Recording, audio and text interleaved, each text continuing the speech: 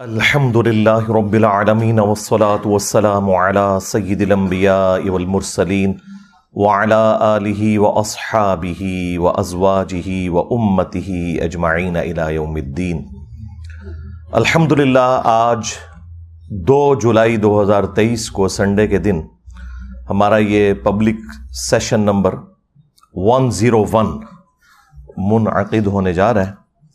آپ کے یہ ریئل ٹائم کوسچنز جو ہیں وہ پرچیوں کی شکل میں میرے پاس آ چکے ہیں، انشاءاللہ انہیں ہم بعد میں ڈسکس کریں گے۔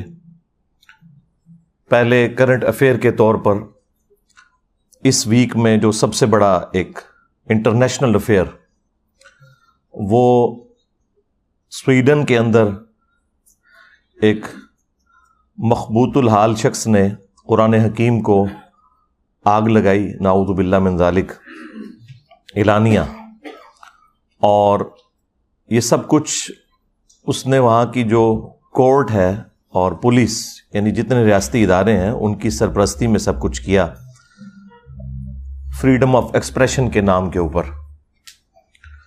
اسی قسم کا ایک واقعہ آلموسٹ 6 مہینے پہلے بھی سویڈن کے اندر ہی ہوا تھا، ترکی کی ایمبیسی کے باہر، اور اس میں بھی اس قسم کی غلیظ حرکت کی گئی تھی۔ اس وقت بھی بہت زیادہ پروٹیسٹ ہم نے کیا اور پوری دنیا کے اندر اس حوالے سے احتجاج ہوئے، حکومتی لیول کے اوپر بھی، عوام الناس کے لیول کے اوپر بھی۔ اس دفعہ بھی کافی سخت رسپانس آیا ہے۔ سب سے زیادہ اچھا رسپانس تو آیا ہے عراق اور ایران کی طرف سے۔ عراق والوں تو ان کی ایمبیسی کے اندر داخل ہو گئے، وہاں پہ توڑ پھوڑ نہیں کرنی چاہیے، لیکن بہرحال جو انہوں نے یہ کہا کہ اس کو یہاں سے نکالیں سفیروں کو ان کے، یہ تو سارے مسلمان ملکوں کو کرنا چاہیے، 60 کے قریب مسلمان ملک ہیں۔ ابھی OIC نے بھی اپنا اجلاس اسپیشل بلایا ہے، میرا خیال ہے اس میں پہلا ڈیسیژن یہی ہونا چاہیے کہ ان کے جو ایمبیسیڈرز ہیں ان کو فارغ کیا جائے۔ دوسری طرف یورپین یونین جو ہے وہ اعلانیہ یہ بات کر رہی ہے کہ ہمارا اس واقعے کے ساتھ کوئی تعلق نہیں ہے۔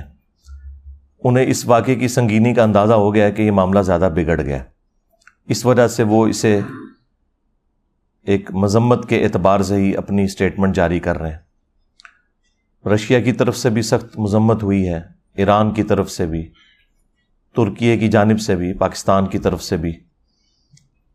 کل رات کے جتنے ٹی وی چینلز تھے ان پہ پہلی جو خبر تھی 9 بجے کی خبر نامے کے اندر وہ یہی تھی، اور یہ واقعات آلموسٹ 2011 سے زیادہ شروع ہوئے، آلموسٹ 12 سال پہلے، کہ جو گستاخانہ کارٹونز اور فلمز کا سلسلہ شروع ہوا۔ اس وقت سے مسلسل میں نے مختلف مواقع کے اوپر ویڈیوز ریکارڈ کروائی ہیں۔ اس حوالے سے مسلم عوام کو کیا کرنا چاہیے، مسلمانوں کے حکمرانوں کو کیا کرنا چاہیے، اور OIC کو کیا کرنا چاہیے، یہ پورے کا پورا نیریٹو میں نے 1.5-2 گھنٹے کے اندر ریکارڈ کروایا ہوا ہے۔ کاؤنٹر نیریٹو آن گستاخانہ کارٹون اور فلمز، یا YouTube پہ جا کے لکھیں تو میری تفصیلی ویڈیو کھل جائے گی۔ اب بار بار ان باتوں کو ریپیٹ کرنے کا فائدہ کوئی نہیں ہے۔ اصل چیز یہ ہے کہ ہم اس قسم کے جتنے واقعات ہیں ان سے میسج کیا لرن کر رہے ہیں، اس کے پیچھے موٹیوز ڈفرنٹ ہوتے ہیں۔ ہمیشہ ایسا نہیں ہوتا کہ کوئی اسلام کے ساتھ کسی کو چڑ ہوتی ہے، بعض اوقات ان کی اپنے پولیٹیکل ایشوز بھی ہوتے ہیں۔ یعنی اس وقت یہ جو کچھ سویڈن کے اندر ہو رہا ہے یہ پولیٹیکل ایک ایشو ہے۔ سویڈن جو ہے وہ نیٹو میں شمولیت اختیار کرنا چاہتا ہے، آلموسٹ 50 کے قریب ملک اس میں شامل ہیں، اور ان کا رول یہ ہے کہ جب تک سارے کے سارے ملک ایگری نہ کریں اس وقت تک کسی نئے ممبر کو وہ ایکسیپٹ نہیں کرتے۔ تو سوائے ترکی کے کوئی بھی اس کی مخالفت نہیں کر رہا، صرف ایک ملک ترکی ہے جو مخالفت کر رہا ہے کہ سویڈن کو نیٹو میں نہیں ہونا چاہیے، اور اس کے پیچھے بھی کوئی اسلام ریزن نہیں ہے، ان کی بھی اپنی ایک پولیٹیکل اختلاف ہے سویڈن کے ساتھ۔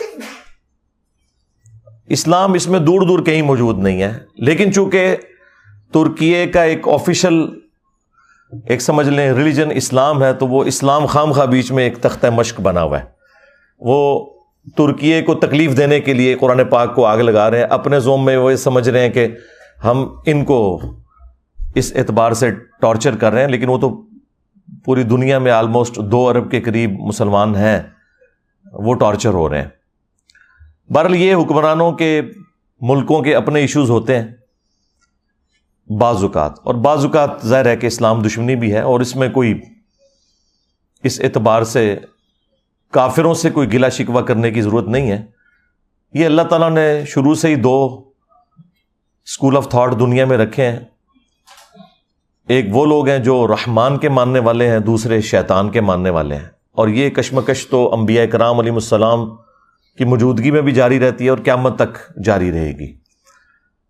اس میں ہم نے یہ دیکھنا ہے کہ ہم اپنی رسپانسبلٹی کیا پوری کر رہے ہیں. یہ بار بار کہنا کہ کافر مسلمانوں کے خلاف سازش کر رہے ہیں، تو کافروں کو سازش ہی کرنی چاہیے. مسلمان اس چیز کا رونا تو نہیں روئیں گے کہ یہ ہمارے خلاف سازش کیوں کر رہے ہیں. وہ ان کا کام ہے، انہوں نے کرنا ہے.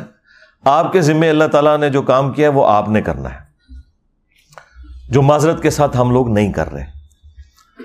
اس وقت پوری دنیا کے اندر جتنے بھی مسلمان روڈز پہ احتجاج کے لیے نکلے ہوئے ہیں، خواہ وہ غلط طریقے سے احتجاج کر رہے ہیں یا صحیح طریقے سے، ان سب مسلمانوں سے میرا سوال ہے، ایک ہی سوال: کیا اس کتاب قرآن کے ساتھ آپ کی محبت جذباتی محبت ہے، جو ایک ہندو کو بھی اپنی کتاب سے ہے، ایک کرسچن کو بھی اپنی کتاب سے ہے، ایک یہودی کو بھی اپنی کتاب سے ہے، ایک سکھ کو بھی اپنی کتاب سے ہے؟ تو وہ تو تمام ریلیجن کے ماننے والے لوگوں کو اپنی کتابوں کے ساتھ جذباتی محبت ہے. اس کے پیچھے کوئی علمی دلیل نہیں ہوتی سوائے اس کے کہ وہ ایسے خاندان میں پیدا ہوئے ہوتے ہیں کہ جن کا ریلیجن وہ ہوتا ہے. اگر تو یہ والی محبت ہے تو اس طرح کی محبت تو اللہ تعالیٰ کو نہیں چاہیے. اور اگر آپ کی واقعی اس کتاب کے ساتھ علمی محبت ہے، آپ نے پورے ہوش و حواس کے ساتھ اس کو ورڈ آف گاڈ مانتے ہوئے، اللہ کا کلام مانتے ہوئے ایکسیپٹ کیا ہے، اور محمد رسول اللہ صلی اللہ علیہ وآلہ وسلم کو خاتم النبیین مانا ہے، تو پھر آپ کی عقیدت اس دین کے ساتھ، اس کتاب کے ساتھ، وہ جذباتی نہیں بلکہ علمی ہونی چاہیے.